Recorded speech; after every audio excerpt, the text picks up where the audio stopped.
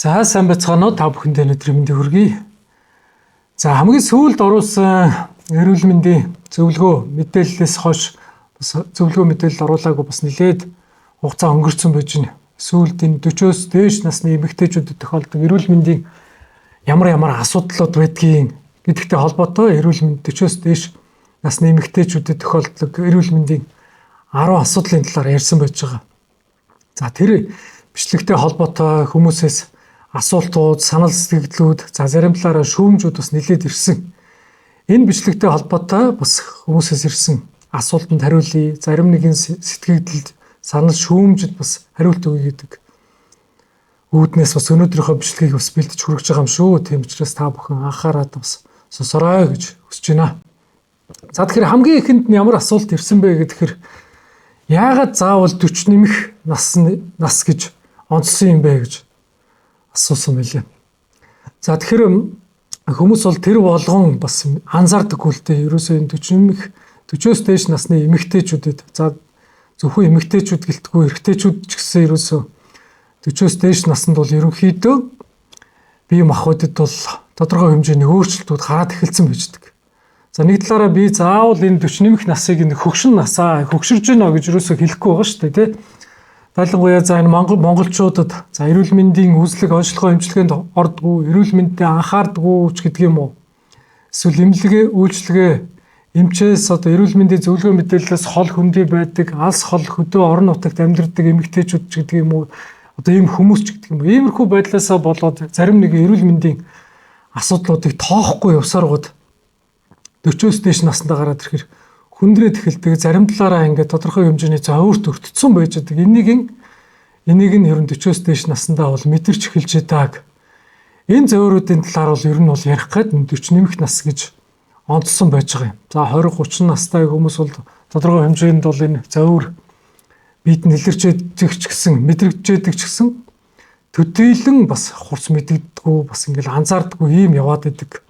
Тэгээд 40-оос дээш наснд гараад ирэхээр нөгөө нэг олон жил хоригдлогдчихсэн энэ зовёрууд гадагш одоо бие махбодод илэрч эхэлж байдаг шүү. Тэгээд энийг бас тоохгүй яваад байх юм бол 50 наснда, 60 наснда, 70 наснда бас эрсдэл хүчин зүйлд бас өртөхийн эхлэл энэ наснда эхлээд тавигдж идэг шүү. Тэрнийг бас анхаараарай гэдэг үднээс энэ 40 нэмэх насныхан зориулсан бичлэг хий гэж бодоод өмнөх дугаартаа 40-оос дээш насны эмэгтэйчүүдэд зориулсан эрүүл мэндийн 10 асуудлын талаар ярьсан юм аа. Тийм учраас энэ 40 нэмэх насыг л хөгшин насгийг хэлжлээ гэд бити эмзэглэж тусгаж аваарай гэж хүсэж байна. За дараагийн асуулт нь бас л ингэсэн байна. 40 нэмэх нас чинь залуу шүү дээ. Яагаад заавал хөгшин гэдэг юм бэ гэд. Тэгэж энэ асуулт гэхээс илүү надад майг бас шүүмжилсэл байна л дээ. Би 40 нэмэх насыг ерөөсөө хөгшин гэж бол ерөөсөө огт хэлээгүй байгаа. 40-оос дээш насныханд тохиолдож эхэлдэг. За зарим талаараа урдэл шинж тэмдгүүд мэдрэгдэж эхэлж байдаг. Энэ нэг л ярихыг л хүсээд энэ 40 нэмэх насыг онцолж ярьсан байгаа юм. За тэр эмэгтэйчүүдэдээс ирж байгаа нийтлэг бас санал шүүмжүүд нь анзаараад хад энэ 40 нэмэх насныханд илэрч эхэлж байгаа энэ цэвэршилтийн урдэл шинж гэж. Тэгэхээр би урдэл шинж илэрдэг гэж хэлсэн болохоос биш 40 нас хүрээл цэвэршээд эхэлж байна гэж юусоо огт хэлээгүй. За зарим талаараа бол энэ 30 насны сүүлээр энэ цэвэршилтийн урдэл шинжүүд бас илэрч эхэлж байгаа хүмүүс бол байж байгаа. Зарим талаараа ингээд сарын тэмдэг докторгүй ирдэг ч гэдэг юм уу. Ер нь бол яг энэ манай монголчуудын дунд бол нэг 45-аас 55 насны хооронд бол ерөнхийдөө энэ цэвэршилт бол явагдчихэдэг. За энэ насанд цэвэршилт явагдж идэг ч гэсэн нөгөө эрүүл мэндийн тодорхой зарим нэгэн шалтгаануудын улмаас. Тэгээ бие махбодын шимт хичээлийн дутагдал, хоол шимт хичээлийн дутагдал, нойргүйдэл, стресс, ядаргаа гэдэг юм, ажлын ачаал гэдэг юм уу. Зарим нэгэн хавсарсан өвчний улмаас болоод энэ сарын тэмдэг алдагдаж эхэлчихдэг. За сарын тэмдэг доктортой ирдэг, ирэх үедээ өвдөлтөй ирдэг, шилүү хүзүүгээр хөшдөг, толгой орой, хөлийн улаар халуун оригдог. Иймэрхүү энэ цэвэршилтийн урдэл шинж тэмдгүүд бол энэ 40-оос дээш насныхан зөв ерөнхийдөө зарим талаараа бол тохиолдож эхэлж идэг шүү. Энийг бол анхааруулж хэлээд байгаа. Тэгэл эрт цэвэршиж байна л гэдэг чинь ерөөсөө л эрт хөгшрөлт явагдахыг л шинж бодж идэг. Тэгэхээр энэ шинж тэмдгүүд илэрч эхэлж байгаа бол ер нь өөртөө үзүүлээд ямар шалтгаанаас болоод иймэрхүү байдал хүрээд байна. Цаана өөрчлөлт үжиг шалтгаан байна уу? Ямар нэгэн хавсарсан өвчлөл байна уу гэдгийг бас үзүүлээд. За уламжлалт даргаах хонд бол ерөнхийдөө эмэгтэйчүүдийн сарын тэмдгийн алдагдал энийг бол хийм ахуйдын хямралтай их уялдаж авч үздэг. Хийн хямрал явагдаад байна уу? Хийнээс шалтгаалсан ямар нэгэн өөрчлөлт болоод байна уу гэдгийг үзүүлээд уламжлалт эмчилгээ хийлгэх юм бол энэ цэвэршилтийн энэ урд шинж тэмдгийг дараад хожуу цэвэрших яг тагийн насандаа сайхан цэвэршилт явагдах иймэрхүү байдлыг үзүүлдэг шүү. Тийм учраас аль болохоор энийг бас анхаарч сонсоод эрүүл мэндэд бас өөрийнхөө бие махбодыг онцлогт тааруулж бас эрүүл мэндэд анхаараарай гэдэг үднээс энийг бас анхааруулж хэлж байгаамаа. Тиймээс нэг 40 насыг бол нэг хөгшин гэж юусаа огт хэлээгүй байгаа. 40 наснда, 50 наснда, 60 наснда эрч хүчтэй, цаг золбоотой явж байгаа ийм хүмүүс зөндөө байгаа шүү дээ. За яг уу над дээр ирж үзүүлж байгаа хүмүүсийн хувьд бол бас нэг эрүүл мэнд эмнэлгээр явж байгаа, эмчилд үзүүлж байгаа хүмүүс тодорхой хэмжээнд эрүүл мэндийн өөрчлөлтөнд орсон явж идэг. Ирж үзүүлж байгаа эмэгтэйчүүд дунд ч гэсэн ингээл 40 наснда ингээл цэвэршилт явагдаад эхэлсэн байж байгаа хүмүүс ч гэл байна. Цэвэршилтийн шинж тэмдэг илэрч эхэлж байгаа хүмүүс ч байна. Янз л байна л да. Тэгэхээр нэг ирж үзүүлж байгаа хүмүүст ажиглаад эмч хүний үүднээс ажигласан үүднээсээ л энийг та нарт анхааруулж гэж байгаа юм. Тэгэхээр нэг 40 наснда цэвэршдэг гэж юусоо огт хэлээгүй байгаа шүү. Дараагийн асуулт нь болохоор яагаад заавал 20-30 настай хүмүүстэй харьцуулаад байгаа юм бэ? Яагаад заавал гэд энэ насныхантай харьцуулаад байгаа юм бэ гэд. За 20-30 насны эмэгтэйчүүд бол төдийлөн эрүүл мэндийн өөрчлөлтөнд ороогүй, харьцангуй гайгүй гэждэг. Харьцангуй гайгүй эрүүл үждэг. За тэгээ 20-30 наснда daardсан нэг нэмгэн хуцтай яваа даардаг ч гэдэг юм уу. Эсвэл зарим нэг талаараа эрүүл мэндийн асуудал энэ наснаас ингээд эхлэн тавигдж явж байгаад 40 наснаасаа илэрж байгаа ч гэл байна. 50 наснаасаа илэрж байгаа ч гэл байна. Харьцангуй 40-50 насныхантай ч гэдэг юм харьцуулахад зарим нэг талаараа эрүүл мэндийн айхтар өөрчлөлт, зарим нэг өвчний эхлэл тавигдаагүй явж байгаа харьцангуй эрүүл байж байгаа нас. Тийм учраас энэ 20-30 насныхантай ер нь бол зарим нэг асуудлуудыг аль харьцуулж ярьж байгаа. За тайлбараа тэр зүрх судасны өвдөлт, даралт ихсэгч гэдэг юм уу, шилэг үзүүгээр хөшигч гэдэг юм уу, нойргүйдэлч гэдэг юм уу. Энэ асуудал бол 20-30 насныханд харьцангуй гайгүй байждаг. Тэгээд 40-оос дээш насныханд болоод ирэхээр энэ багаар бие махбод нөгөө хий махбод гэдэг юм харивдаж эхэлж идэг нас энэ дээрээс эхлээд тавигдаад эхэлж байгаа юм л да. Тэрнтэй уялдаад 20-30 настай ерөнхийдөө харьцуулж ярьж байгаа юм шүү. Тэрнээс нэг 20-30 насыг залуу нас, 40 насыг хөгшин гэж хэлж байгаа юм бол огт биш ээ. Эрүүл мэндэд сайхан анхаарад 40-50 наснда цог золбоотой эрүүл сайхан залуугаараа эрч хүчтэй явж байгаа хүмүүс зөндөө л байна.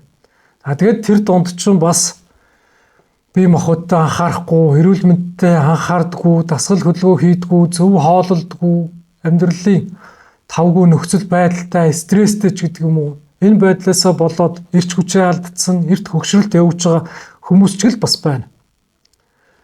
Зарим хүмүүс бол бас энэ ерөөсөө анхаарахгүй, ажиглахгүй байж магадгүй юм л та. Эмч хүнтэй харьцуулахад энгийн хүмүүст бол эрүүл мэндийн зарим нэг асуудлууд бол анзаарагдахгүй, ажиглагдахгүй байж магадгүй. Эмнэлгийн байгууллагууд, эмчтэр үзүүлж байгаа хүмүүс дунд чинь янз янзын хүмүүс явж байгаа шүү дээ. Тэр болгоныг бас та нар тодорхой хэмжээгээр анхаарад эмч хүний үгийг бас үг гэж сонсоод хүлээж авч явал их зүгээр. Одоо нэг сүүлийн үед нэг эмч хүн нэг зөвлөгөө мэдээлэл хүргэлээ гэл нэг юм ярих гэхээр л тэрүүгээр дамжуулж нэг мөнгө олох гэж байгаа юм шиг л сандаг ийм хүмүүс айгүй болчих. За нэг зөвлөгөө мэдээлэл хүрэл ямар нэг өвчний нэг асуудлаас болоод нэг анхааруулад бусдаа нэг эрүүл мэндийн бас өөрчлөсөн нэг зөвлөгөө хүргээд нэг зарим нэг юмыг анхааруулад хэлчих юмсан гэж тэгээ тэр үүднээс бас бусдаа нэг ингээд нэг сайхан зөвлөгөө хүргээд нэг эрүүл мэндэд тодорхой хэмжээнд ойлголт хүргээд өвдгөөс нь наан бас нэг урьдчилаад анхааруулад хэлчих юмсан гэд ийм сэтгэлээр л уулын зөвлөгөө мэдээлэл хүрхийг зорих юм тэгсэн чил тэгэл доор нэг ийм яриад ингээл мөнгө олох гэж байна. Тэгээ наадахыг чинь одоо тэгээд сонсоод бид нар баг яах юм. Тэгээ бас нэг зөвлөгөө мэдээлэл бас нэг онлайн юм бол ажиллах гэж байгаа юм биз дээ гэдэг иймэрхүү үднээс ийм ч болгоныг л бас анхаарах гэдэг юм. Тэгэхээр хэн болгон бас адилхан биш шүү дээ. Тэгэхээр бас зарим нэг талаарыг бас нэг ялгаж салгаж ойлгож бас хэлж байгаа юмны цаад утга шалтгааныг учир утгыг бас ойлгож сонсож байгаарай гэж та бүхнээсээ хүсэж байна. За дараагийн асуулт нэгсэн байна. Эдгээр асуудал зөвхөн 40-оос дээш насны хүмүүст тохиолдод байдаг юм уу гэд. За яг хөө ер нь бол дунджаар энэ 40-оос дээш насны хүмүүст нэг иймэрхүү эрүүл мэндийн 10 асуудлууд тохиолдод байна гэдэг талаас л ярьж байгаа юм. За тэр цэвэршилтийн урдл шинж гэж байгаа юм шүү. 40-оос дээш насныханд шууд цэвэршиж байна гэж юусоо зарим хүмүүс ингэж ойлгоод байгаа юм. 40 нас хүрээл шууд цэвэрчдэг гэж ойлгоод байгаа юм.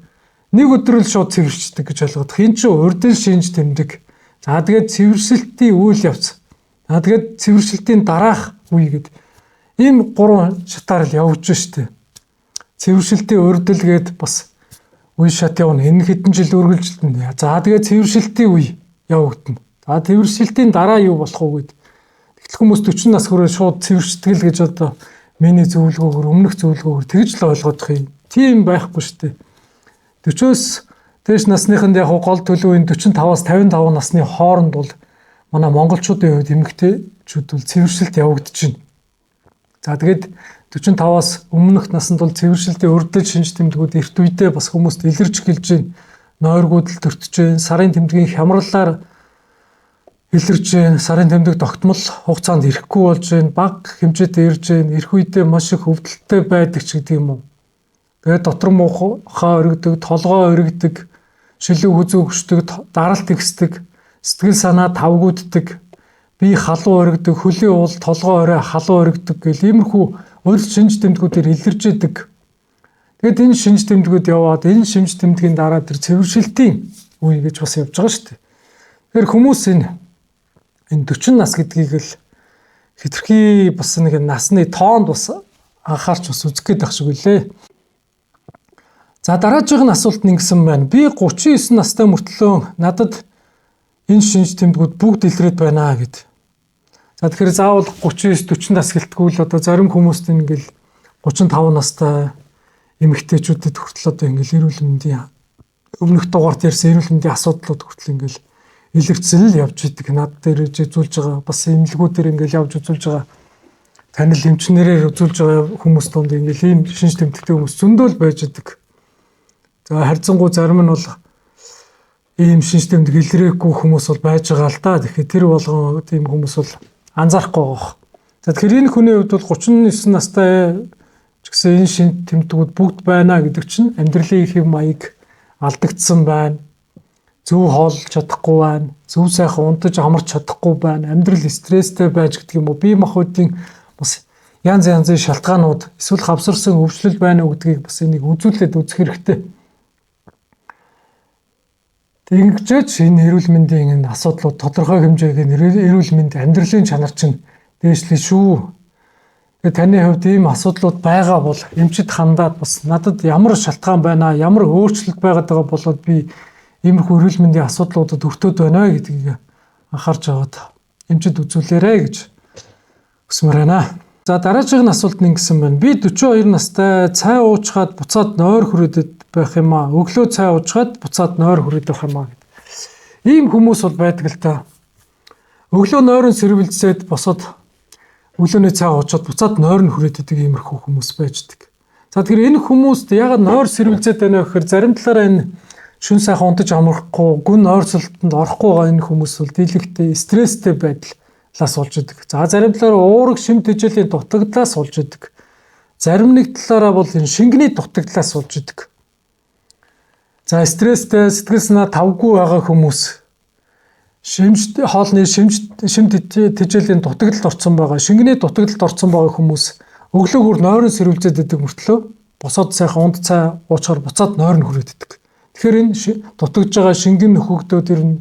Шимт хичээл уураг дутагж байгаа тэр нөхөгдөөд ирнэ. За зарим нэг талаараа стресс тавгүй байдал чинь хоолунд идээд ирэхээр стресс сэтгэл санааны тавгүй байдал чинь тайвшраад илааршаад эхэлдэг. Уламжлалтын хонд энэ амтлаг амтыг бол сэтгэл санааг тайван болгодог, доктортой болгодог. сэтгэл санаанд бол одоо баяслыг төрүүлдэг гэж байна. Тэгэхээр хамтлаг хамтдаа хоол унд идэхэд тэгэхээр сэтгэл санаа бас тайвшраад бас аятайхан болоод буцаад нойр хүрэх сайхан унтаж амрах иймэрхүү шалтгааныг бол төрүүлж идэг. Ер нь тэгээд унтахын өмнө бол бүлээн сүү уучаад унтах юм бол бүлээн хөөрүүлсэн сүү уучаад унтах юм бол их сайхан унтаж амардаг гэж уламжлалт ангаах ухааны ном зохиолуудад бол байж идэг.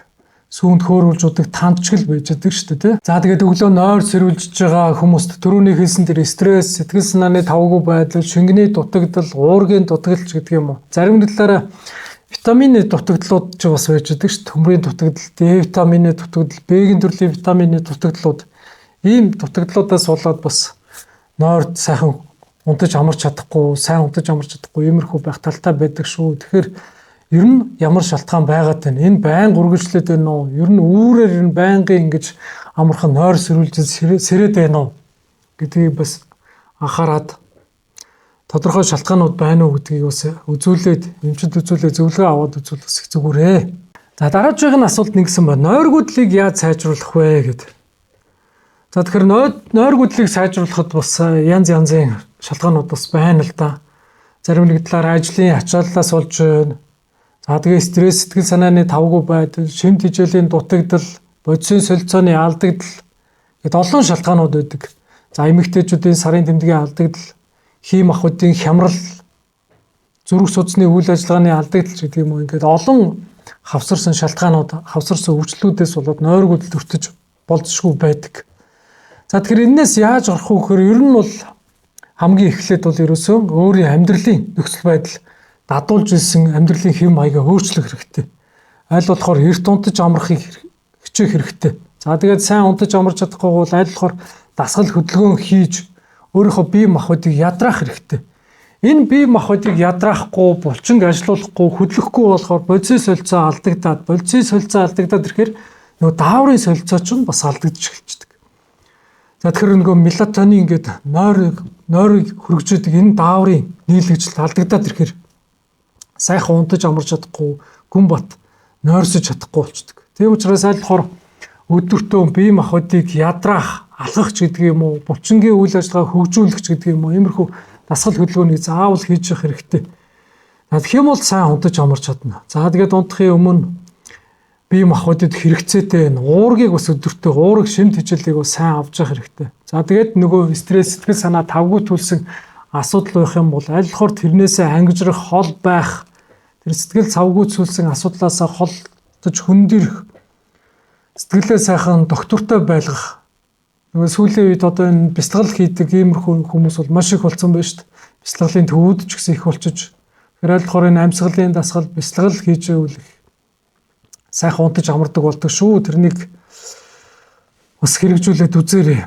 За тэгээд иймэрхүү амьдралын хэв маягаа өөрчлөөд эрүүл амьдралын хэв маягийг бий болгоод сайн унтаж амарч чадахгүй байгаа бол цаана бас өвчлөл юм уу, хавсарсан өөрчлөлт, бие махбодын өөр хямралууд байж магадгүй. Тэгэхээр тэрнийг үзэж онцлуулад, эмчлүүлээд тодорхой хэмжээний зөвлөгөө аваад ингээд явах юм бол бас сайхан унтаж амарч чаддаг болно. Би унтаж чадахгүй байна гэд өөрийгөө сэтгэл санааг тавгүй төлөөл одоо яаж унтах вэ гэж бүтэн шөнийн турш өөрийгөө зовоод шаналж хитгэхийн оронд аль болохоор одоо зэрүүн байж би яагаад унтах чадахгүй байна гэж одоо шаналж байгаасаа илүү өөрийнхөө сэтгэл санааг тайван байлгах, өөр зүйл бодож бяцлагж гэдэг юм уу. Аль болохоор яавал сайхан унтаж амарч чаддаг вэ болох вэ гэдэг иймэрхүү арга хэмжээнүүдийг авах хэрэгтэй. Тэгэхгүй хүмүүс чинь ингээл нойргууд төрцсөн хүмүүс чинь тэгэл шаналаа л яваад байдаг шүү дээ. Бүтэн шөнийн турш би унтаж чадахгүй байна гэж яаж унтах вэ? Яаж сайхан унтах вэ гэж ерөөсөө ингээл унтаж чадахгүй гадаа бүр ингээд сэтгэл нь тавгуудсан, бүр шаналцсан иймэрхүү хүмүүс байгаад байдаг. Иннээсээ болоод улам нойргууд төртөл, улам нөгөө сэтгэл санаа тавгүй байгаагаа улам хөндрүүлээд яваад байдаг шүү. Тэгэхээр энийг бас аль болохоор сэтгэл санаагаа яаж би сэтгэл санаагаа тайван байлгах вэ гэдэг ийм юмд суралцах хэрэгтэй. За тэгэхээр өмнөх дугаартай холбоотой надад ирсэн асуулт, санал шүүмжүүд бол нэг иймэрхүү юмнууд бас ирсэн байна. Тэгэд энэний талаар бас ярих гэж бодоод өнөөдрийнхөө дугаарыг та бүхэндээ ингээд хүргэлээ. Өмнөх дугаартай холбоотой 40-40-оос дээш насны эмэгтэйчүүдэд тохиолддог эрүүл мэндийн 10 асуудлын талаар ярьсан бичлэгтэй холбоотой бас хүмүүсээс нилээдгүй санал шүүмжүүд бас ирсэн. Давхцсан санал шүүмжүүд ч гэсэн зөндөө байсан. Тэр нь ч бас аргагүй байх. 40 нэмэх нас гэж ярьчаал баах өвчин яриад ахаар ингээл эмзэглэх сэдв бас болсон байх талтай байсан л да. Тэгээ миний зүгээс бол 40 нэмэх нас 40-оос дээш насны эмэгтэйчүүдийг бол ерөөсөө хөгшин гэж ерөөсөө хэлээг байгаа.